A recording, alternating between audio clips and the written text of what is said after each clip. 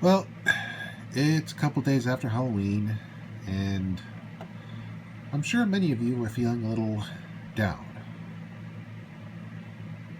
All that, and all that buildup, and like that, it's over. But that's what holidays are like. One minute it's there, the next minute it's gone.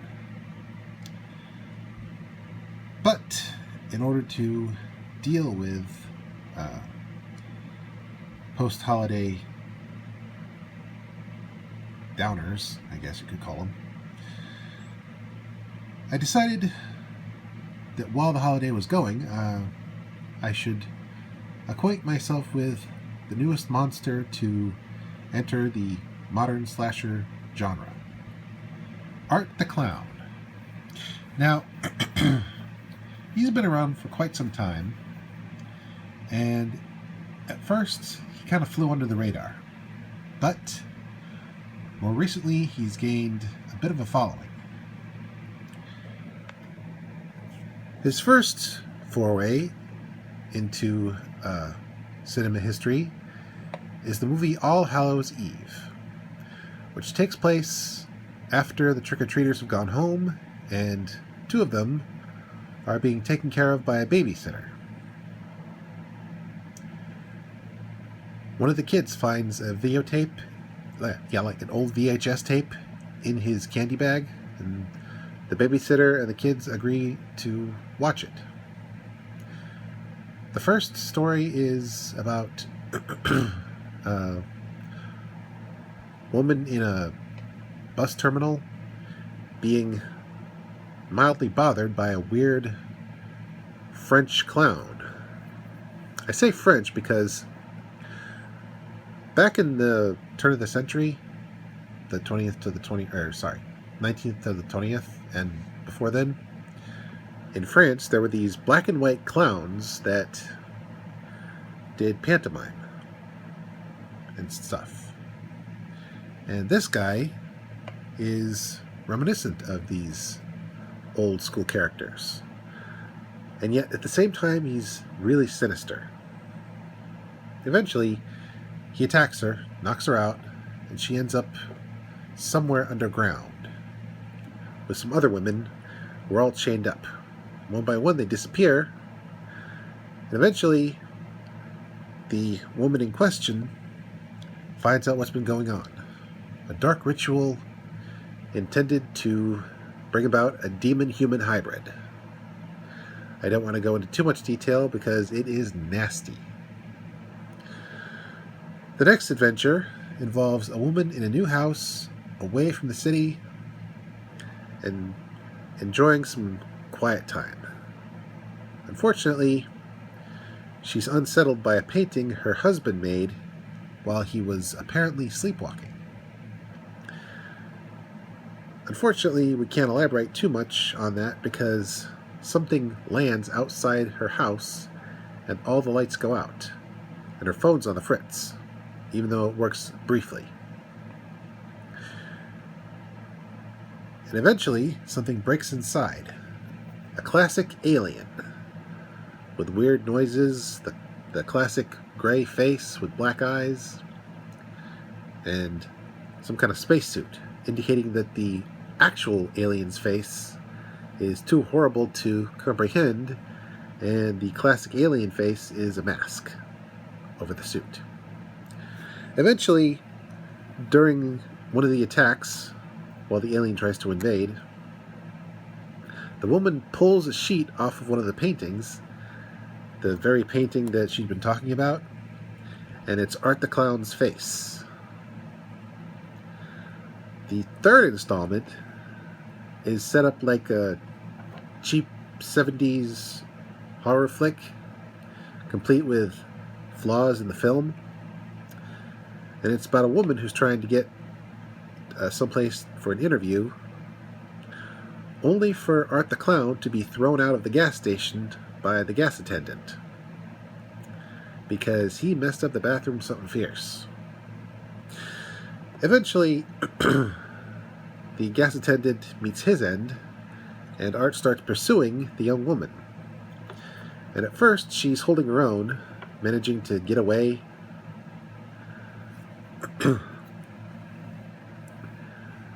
Until when she's in the car of another person, thinking she's gotten away, Art pulls up beside her in his own car, well, her commandeered car, and blasts the driver of the second car with a pistol. Yeah, unlike some slashers, Art's not afraid to use a gun. Eventually, after the car crashes and the woman comes to, she realizes that she's in quite the pickle. I don't want to spoil it, but I will say this. She's a lot shorter, and she fails to grasp the situation. And she's gotten a lot off her chest. Make of those insinuations what you will. Eventually, the woman, having sent the kids to bed and watched the rest of the film alone because they stopped watching after the first one, or first segment, she starts hallucinating, seeing Art in the mirror behind her thanks to the TV, which is seemingly recording her, or showing her.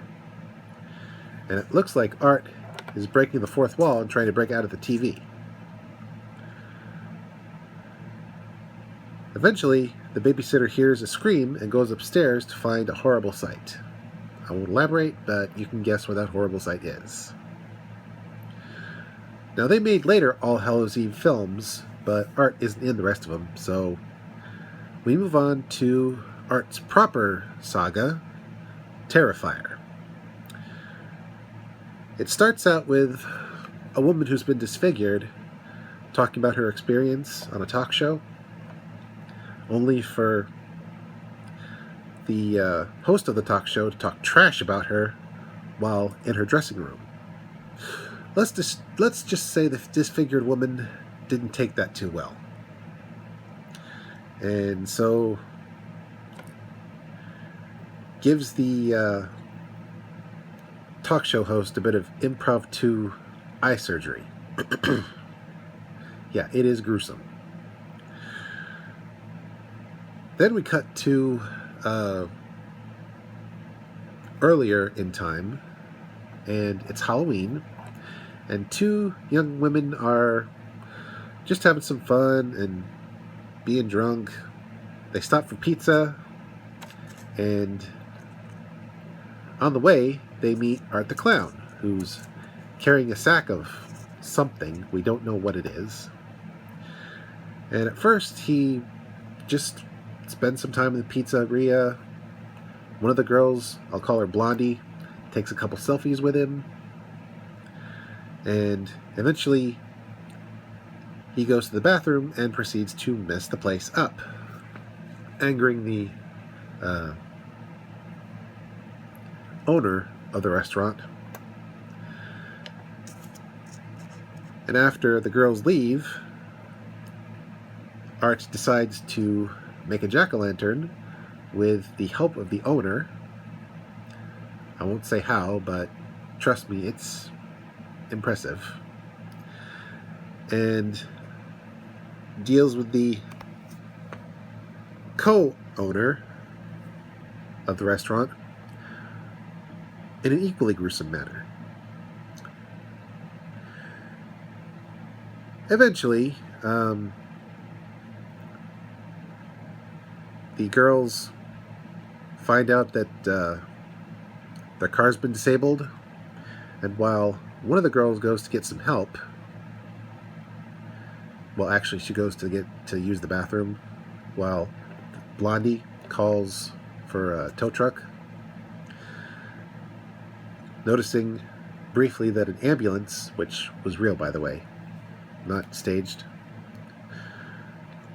heading to the pizzeria because there have been reports of a crazy person dressed as a clown.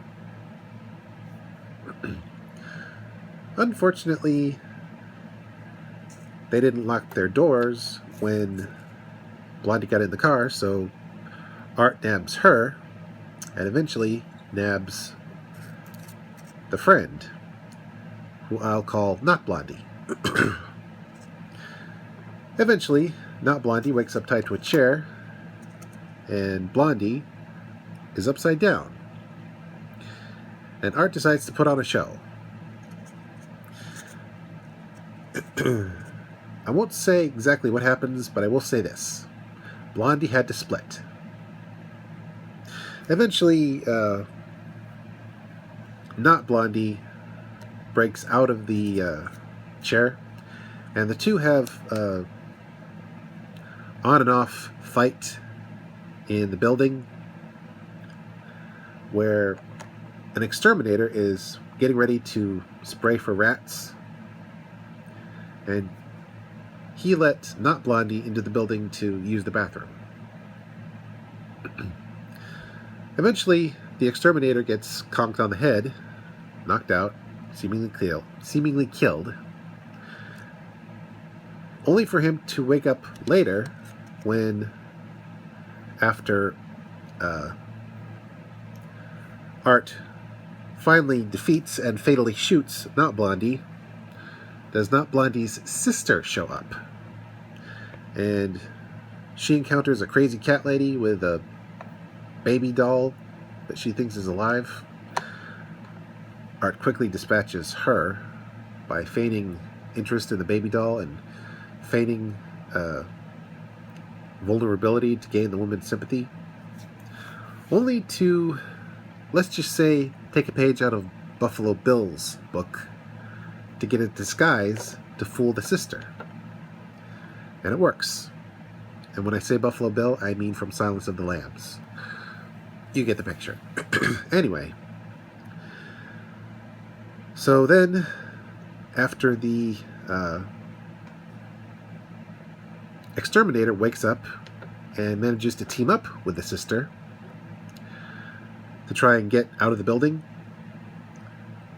you would think things have calmed down a bit, but nope. Art comes back, takes out the exterminator once and for all, and while the sister did manage to get the police, and they're on their way, Art decides to, shall we say, improvise with his final moves.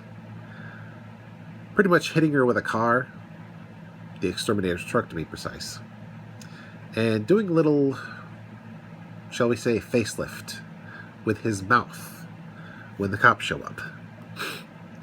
Ultimately using his own gun on himself to take himself out of the picture. And while the cops get the sister, who's been horribly disfigured, to a hospital, Art gets taken to the morgue along with his victims, where he reanimates, and something happens, something supernatural, and he's left to play with the coroner. Meanwhile, we find out that the disfigured woman from the beginning of the flick is actually the sister. And she's been influenced by Art somehow.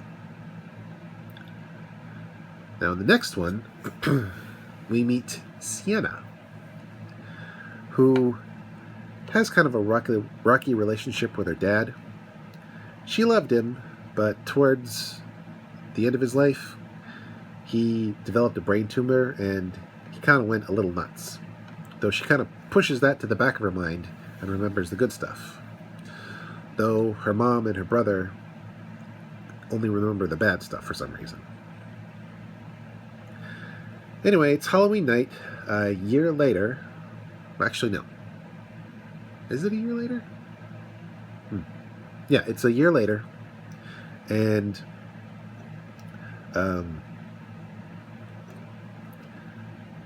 the events of the talk show incident are explored a little bit throughout the film. Meanwhile, the now disfigured sister gets taken to a nut house where she is proving just how apt the term nuts can be. Meanwhile, the now reanimated Art starts planning his next moves and building up some tools, while Sienna is finishing up her costume as a warrior angel for Halloween, and it even comes complete with a short sword in the vein of a sort of a cross between a gladius and a Celtic bronze sword. But she can't keep it next to her costume, or can't keep it with her costume because it's razor sharp. It's very dangerous. She also starts having dreams about Art the Clown as part of a kids program that takes a morbid turn. Then Art whips out a Chicago typewriter and takes out the whole cast and crew and the audience. Meanwhile, poor Sienna loses part of her costume, these angel wings, to a fire that couldn't have started because she blew out the candles on her dresser. And yet, the wings are burned up. So she has to get some cheap ones from a costume store where she encounters Art for the first time, who returns her lost bag and then proceeds to bother her with a horn.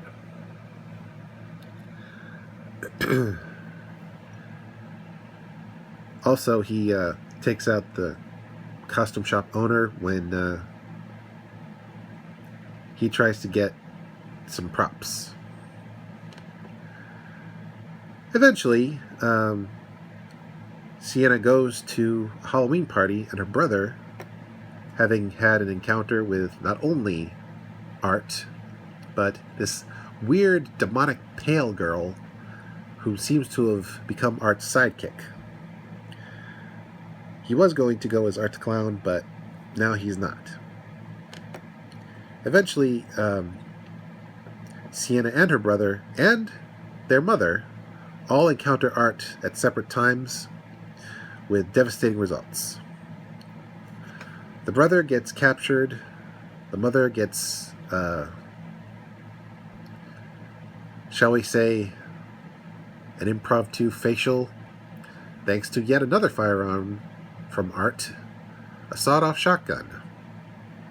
Or maybe a shot pistol, I don't know what you call it. And Sienna and her friends get lured to an abandoned amusement park with a dark ride called the TERRIFIER. They go there to rescue the brother who's being held captive. Sadly, the friends don't make it, and Sienna's on her own when she tries to rescue her brother. They both get put through the ringer. Art does not pull any punches. But eventually, Sienna manages to get the upper hand and eventually use the sword her dad got her to take off Art's head once and for all. Unfortunately, the little pale girl, who seemingly is invisible to everyone but Sienna, the brother, and Art, she collects the head and walks off. Meanwhile, back at the insane asylum, the disfigured sister ends up participating in a birth scene that is even more messed up than the one from the first Omen. No, not the first Omen movie, the movie titled The First Omen. And those of you who know what I'm talking about, yeah.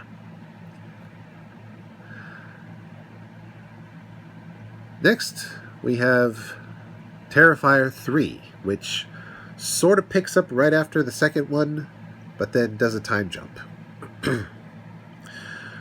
So, Art the Clown has lost his head, and he's drawn to where his new head now is. He collects a cop's head and uses that as a decoy while he gets to this abandoned house where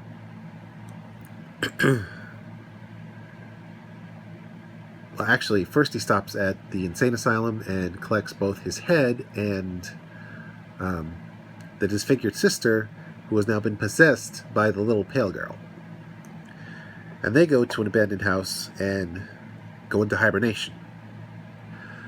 5 years later, Sienna, having been briefly institutionalized, is now going to celebrate the holidays, Christmas to be precise, with her aunt, her mom's sister, the sister's husband, and their daughter, Gabby, who just worships the ground Sienna walks on. Like, if she asked her to run away with her and become vigilantes or something, she'd do it. Meanwhile, the disfigured sister, who I'm going to now call One Eye, because she only has one good eye, and Art, come out of hibernation and start their plans for devastation and destruction. One Eye constructs her own clown outfit because she's basically the Harley to Art's Joker, only the relationship is far less abusive. And Art, getting into the holiday spirit, confiscates a Santa outfit and becomes Artie Claus. And Artie Claus does all kinds of damage. He messes up some bar patrons. That's where he got his costume. He went to a mall and gave out presents, one of which was a bomb, taking out several kids. Yeah, Art does not shy away from taking out kids, so you never know who could go. And eventually, he makes his move on Sienna, briefly messing with her and her brother, on and off throughout the film. He and One Eye take out the uncle and make him into holiday decorations. And sadly, it's implied that the brother gets taken out as well, though I have my doubts. Meanwhile, Sienna and Gabby are forced to watch the aunt get taken out with a combination of rats and a plastic tube. I'll leave that to your imagination. And eventually, One Eye tries to force her spirit into Sienna's body, only Sienna hasn't been completely broken yet.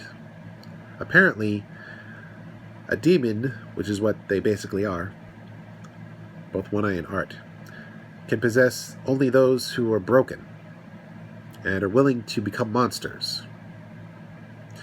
So the plan is to kill Gabby in front of Sienna to finally make her receptive. Only Gabby is very, very clever. She tricks One Eye and Art into letting Sienna open a special present, which, as it turns out, is the sword. Having been left in the Terrifier attraction, Sienna got it back off camera and placed it under the tree for just such an occasion.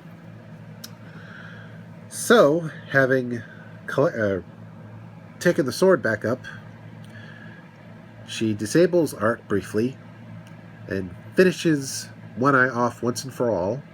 Unfortunately, when you off a demon, you open a portal to the underworld, and that's what her disintegrating remains did.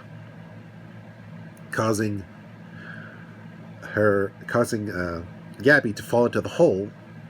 And after